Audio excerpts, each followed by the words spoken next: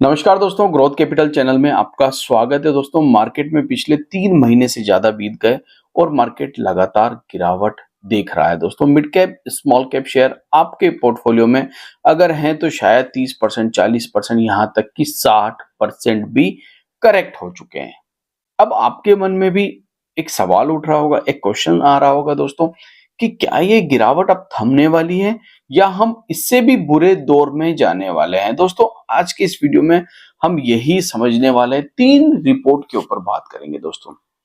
अलग अलग लोगों ने तीनों रिपोर्ट दी है, मगर तीनों ने एक ही स्वर मिला के कहा है कि मार्केट अब और पैनिक करने वाला है। दोस्तों, वीडियो अच्छा लगे तो इसे लाइक जरूर कर दिया करें और चैनल को भी सब्सक्राइब कर लें। दोस्तों, जो लोग हमारे नए यूट्यूब चैनल यानी कि ग्रोथ कैपिटल लर्निंग, जी हाँ, GCL, इससे नहीं जुड़े हैं दोस्तों, इससे जुड़ जाइए, क्योंकि हम इंटरेस्टिंग वीडियो यहाँ पर भी अपलोड कर रहे हैं समय समय पर।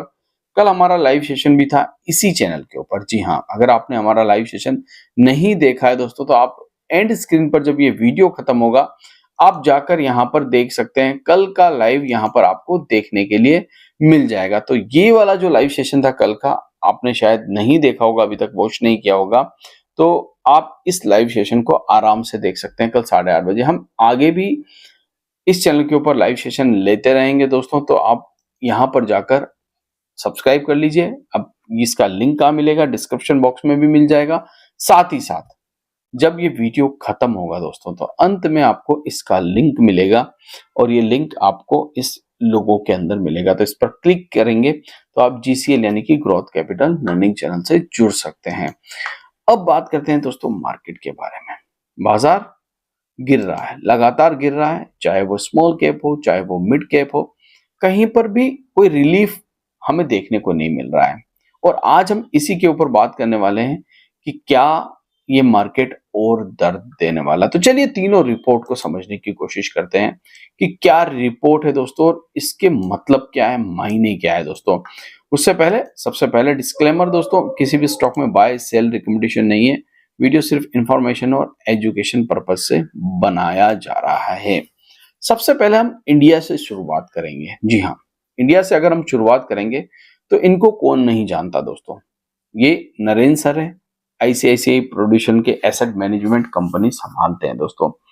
कुछ दिनों पहले इन्होंने एक भविष्यवाणी की थी। इन्होंने कहा था कि इंडियन स्टॉक मार्केट में अगर स्मॉल कैप और मिड कैप फंड जो है, जी हाँ, स्मॉल कैप और मिड कैप इंडेक्स जो है वो ओवर वैल्यूड हो चुका है। अब जब ओवर वैल्यूड जैसे ही कहा जाता है दोस्तों, तो एक चीज तो समझ में आ जाती है कि करेक्शन जरूर आएगा, करेक्शन जरूर आएगा। अब ये एसेट मैनेजमेंट को संभालते हैं, म्यूचुअल फंड को संभालते हैं, तो स्वाभाविक सी बात है, इन्होंने बहुत लंबा समय स्टॉक मार्केट में गुजार दिया है, यानी कि 30 साल से भी ज्यादा। और इनको पता है कि कब कौन सी कंपनी का शेयर ओवर वैल्यूड है और कब कौन सी कंपनी का शेयर अंडर वैल्यू है। इसमें कोई दो राय की बात नहीं दोस्तों।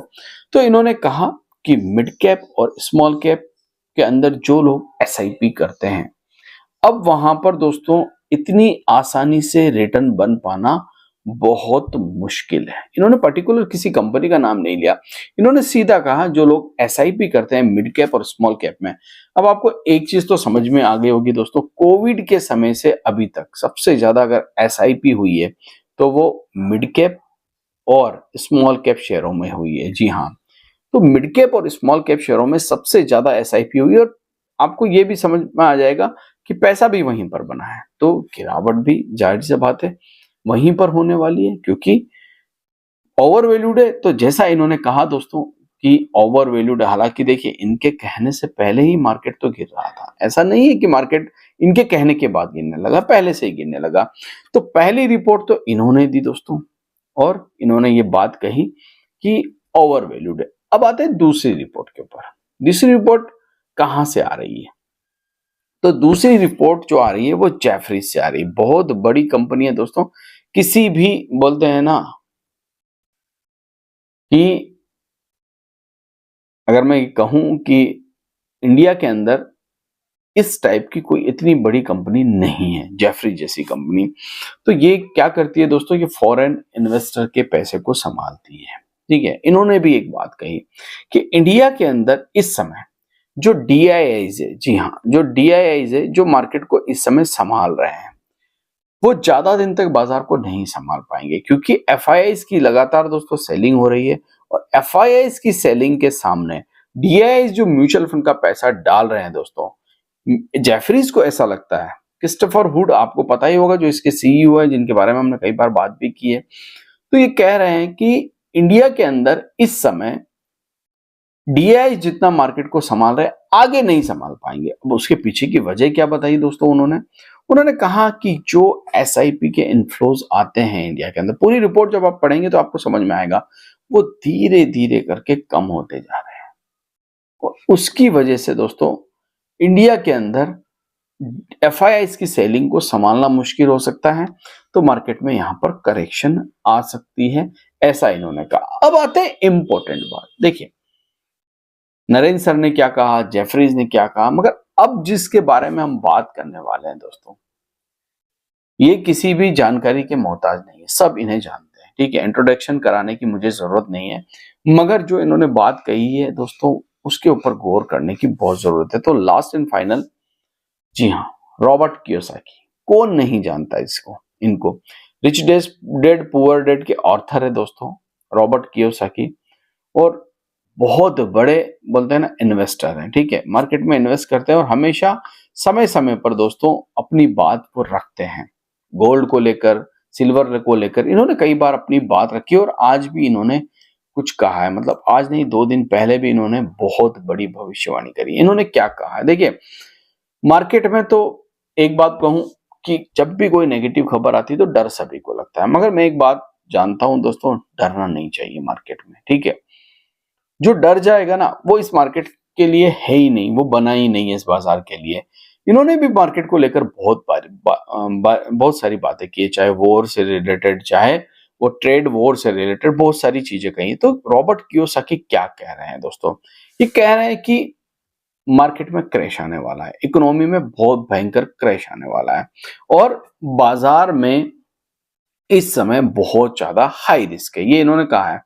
ये इंडियन स्टॉक मार्केट के लिए नहीं कहा है। अब आप कहेंगे कि जब इंडियन स्टॉक मार्केट के लिए नहीं कहा है तो फिर मैं क्यों इस बात को कवर कर रहा हूं, मैं क्यों बोल रहा हूं कि हमको भी डरने की जरूरत है। तो एक बात बता दो, 2025, जी हाँ, खास करके इन्होंने फरवरी के मंथ को लेकर ये बात कही है दोस्तों, पहले भी कही थी फरवरी के मंथ को लेकर बात, और उन्होंने एक चीज यहां पर बहुत बड़ी कह दी है दोस्तों। उन्होंने कहा है कि Indian stock market, sorry, American stock market में बड़ा क्रैश आ सकता है और इसकी वजह उन्होंने बताई है कि जाती हुई नौकरियां जो लगातार जा रही है, 65,000 नौकरियां अभी भी ये कह रहे हैं कि जा रही हैं, और ट्रंप सरकार जो है जिस प्रकार से काम कर रही है उस प्रकार से अनएम्प्लॉयमेंट का खतरा अमेरिकी मार्केट में बढ़ता जा रहा है।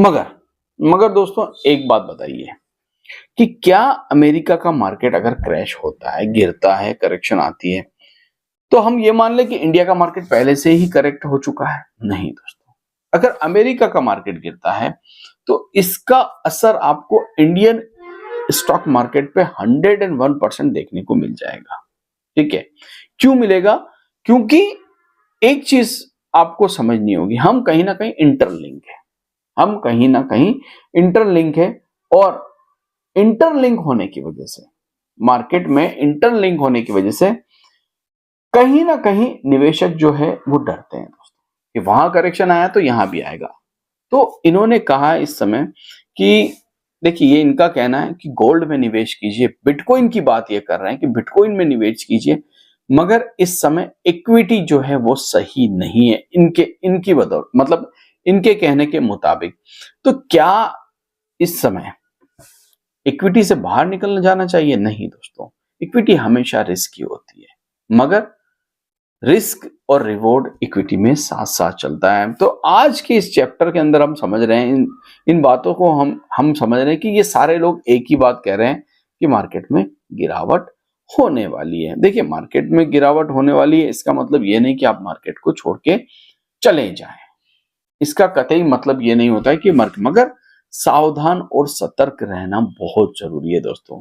ऐसी कंपनियों में निवेश ना करें जहां पर रिस्क बहुत ज्यादा है, ऐसी कंपनियों से आपको बचना भी चाहिए कि जहां पर रिस्क बहुत ज्यादा हो। और दूसरी बात ये दोस्तों, ऐसी कंपनियों में आप ये सोचकर पैसा कभी मत लगाइए, ये सोचकर पैसा कभी मत लगाइए ऐसी कंपनियों में कि चलिए ये कंपनी का शेयर 50% क्रैश हो गया, 60% क्रैश हो गया, अब यहां से मैं बाइंग करने लग जाऊं। ऐसा नहीं है। जो 60% क्रैश हुआ है वो 80 भी हो सकता है, वो और 90 भी हो सकता है।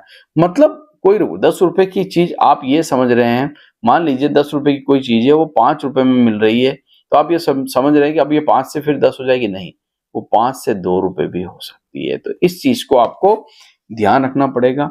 रही बात इन 3 बड़ी रिसर्च की, इन 3 बड़ी भविष्यवाणी की, ये समय बताएगा दोस्तों कि मार्केट किस दिशा में जाएगा। मगर देखिए, बाजार में ये सब चीजों को आंख मीच, मतलब इन सब चीजों को पढ़कर सुनकर आंख मीच लेना या ये सोचना कि ठीक है इन्होंने कह दिया, हम देखते हैं, हमारा देश तो बहुत अच्छा है, अच्छा चल रहा है, सब कुछ अच्छा चल रहा है, कुछ नहीं होगा, कुछ नहीं होगा।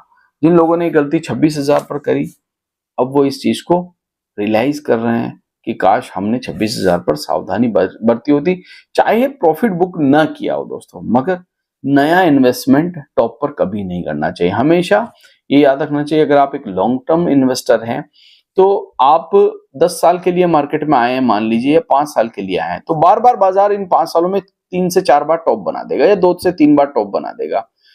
कि जरूरी नहीं है आप टॉप पर प्रॉफिट बुक करें, जरूरी ये है कि आप टॉप पर निवेश ना करें। जब मार्केट में गिरावट हो तब निवेश के बारे में सोचें। आशा करता हूं ये वीडियो दोस्तों आपको अच्छा लगा होगा।